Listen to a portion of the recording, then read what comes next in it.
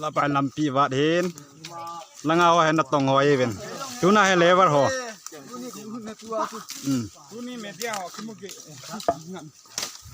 ตัวนี้เมียของว่าเราเรียนนักโตหอยอดิ้งมั่งอ่ะกินไปเที่ยวเด็ดแต่คุยดีกว่าโทษยี่ลำเปียกชิงเอ็นตัวขายอยู่นี่แล้วมาหัวตัววัดตานต่อให้ขัดเวทสะดอนนะในเดือนจีวินผมก็ดูนะฮะผมดูตัวน่ะตัวนี้แกดอยเฮเอาตัวทุ่มหัววางทูจานก็แยกตัวบางเงินมาหอยแล้วเอาไอ้อาหอยหิวินไม่เจ้าละจะลำไก่ปูหินให้จ่าเขาอยากหอยยังหินจะน่าอยากกูน่าหลายเห็นให้จ่าไงตัวนี้จะโน้มทวินôngกินตูตาจุคุยว่าเขาตาหอบังเยียงหิน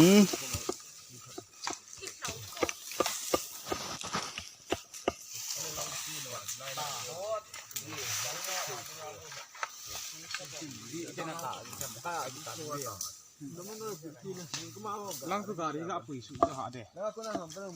ที่ไงลาปัจจุการีก็ปุ๋ยสุจะหาเด้เนี่ยทุกสิ่งมันนะอาเวลล่างก็เล่นนี่เจ้ไปละนี่ไปเดี๋ยวนี้สมัยนี้ต้นเที่ยงมีชีวิตลังบอกได้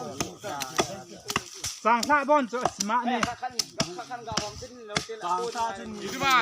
านนุ่มเมียที่สร้างนั่นน่ะกูอ่ะนี่อินหอมย้อนแล้วจนถึงที่เจอนี่มาหดพระเจ้าเห็นต่อให้จ่าและสังขารหัลเดินชี้กันเนี่ยเดี๋ยวเห็นตัวเนี่ย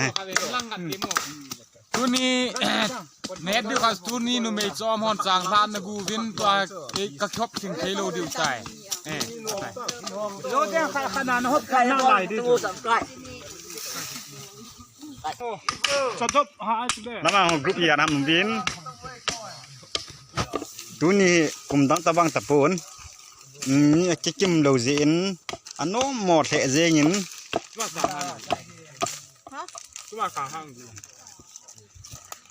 ตัวนี้ชัดจะห่อนจางท่านักกูวินกระชอบถึงโลไม่เทยตานที่รองเลยประเก็ตนี่ตะบังให้นักกูตะกิโลมินสิ่งเสร็จดึงอาลีไว้งาไว้กันนี้ดีว่าจะออกมาเห็นละนักซิมเดียวตะปูนลองแต่ขอเดปูน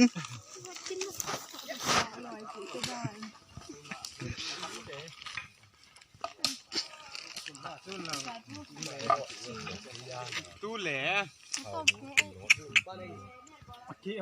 ใครไปดินจันทร์สงาวตีวิน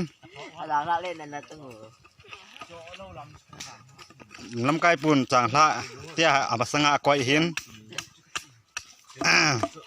งัดทุลีปลาตะบังอย่างตานที่รองและขอเดปูนชอเสียอังกินตุตัดจูหวยว่าเอาตาบังอย่างหิน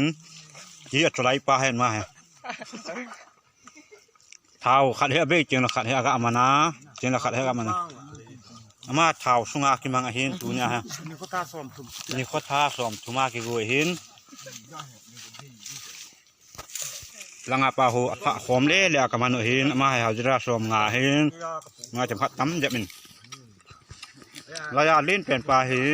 มาให้ยากับมันเห็นมาให้เขาจะซ้อมสิจะให้ตัวให้มาบิลซุนหินเราจะเป็ดรูดซุนฮะจะให้มาบิลซุนกิตตันจุกซุนหลงเจ็บบนนัดน่ะซุนได้พี่ใครน่ารักใจมอลตาอันตรงมีงาไหนมีงาจำจะไหนที่ท่านาตูดะอ๋อที่ท่านาตูดะ